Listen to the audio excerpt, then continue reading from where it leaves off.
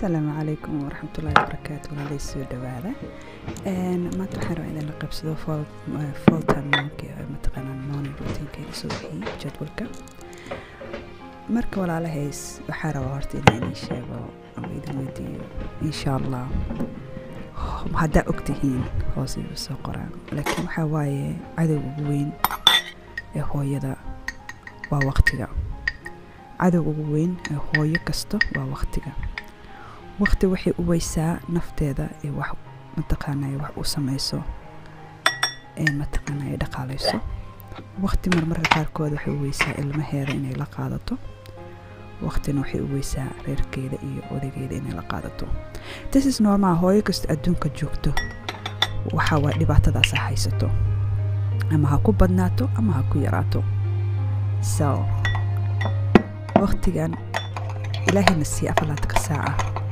dadna waxaan ku dhahay waxay ugu hormareen ma sha Allah dadna waxa way ilaa hadda way daba ordayaan insha Allah biidnillah kariim waxa soo dhan waxa looga bixi karaa waa wax la yiraahdo jadwal hadaa samaysatid noloshaada 100% way fududaanaysaa hadii ilaahay raali ka noqdo you guys jadwal waa noo muhiim annaga haddaan hooyooyin nahay once haddaan jadwal dhigana meel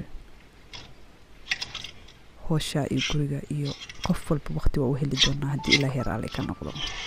I hope you guys enjoy the video gana enjoy gareysaan ina relax ku qaadataan rabaa inaad ku raaxaysataan rabaa hadii ilaahay raali ka noqdo.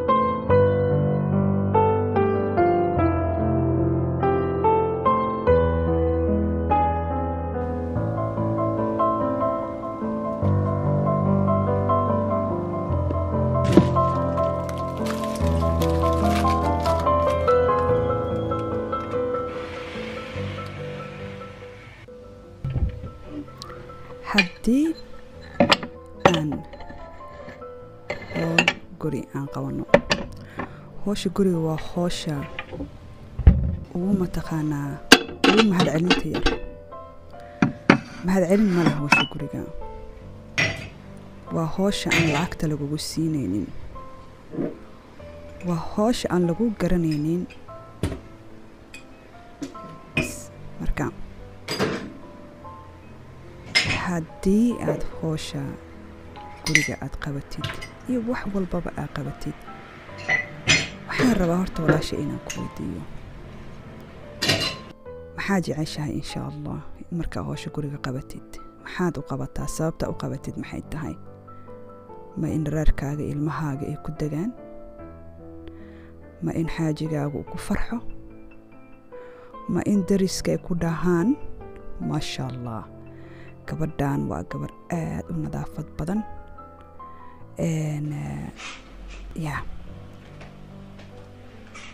maxay tahay jawaabtaas? iga jawaabi kartaa insha allah jawaabteeda. howsha sababta aad guriga u qabatid, wax walba haddaa soo kacdid howsha u qabatid. midda kaliya aniga aan bartay waxa waaye howsha guriga iyo macnaha haddaa u qabanaysid inta aan soo sheegay, waxaa ogaanaysaa maalin un mataqaanaa inaad qalbigaaga jabaayo, qalbi jab kugu dhacayo. waxaana yeelaya waxa waaye ibni aadam waaye, dadka aad hadda aan soo sheegay kulligood isku darkooda. ilmahaaga ayaa beri kugu caasiyayo ama kuga caasin karo. sheeqa aad howshan u haysid beri wuu kaa tashan karaa, adigoo waxaanoo dhan qabanaysid, dharkooda u dhaqaysid, u laalaabaysid, u xareynaysid, cuntadooda u karinaysid, gurigoo nadiifa u soo galayaan ayna ka baxayaan. see kaga baxeen aysan u soo galinaan ka wadaa. saas ay tahayna beri waxaa laga yaabaa inay mataqaanaa kugu caasiyaan. okay, so aniga tayda hadday tahay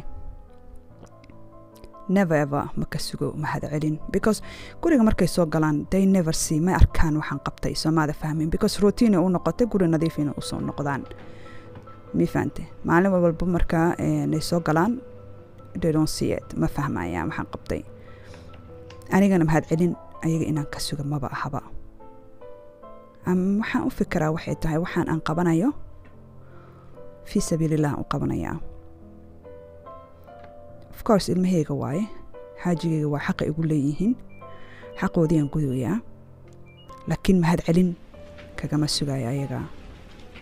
ma fahantay? hadday ii mahadceliyaan khayr, alxamdulilah. haddayse ii mahadcelinina is okay.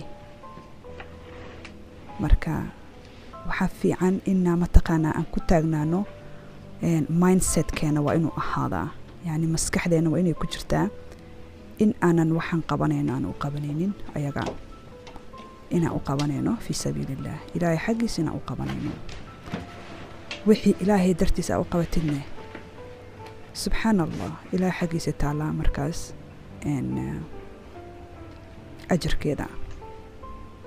taasaana wax walba ka fiican. qof ibni aadin amala kaa dhashay muu ahaado ma farxin gelin kartid, laakiin waxaa sameynayna annaga waxaa waaye our best inaan reerkeena isku soo aruurino oo mataqaanaa beri hooyo ay usoo noqdaan markay wax ku dhacdo, beri haddii problem qabsado hooyo ay usoo noqdaan,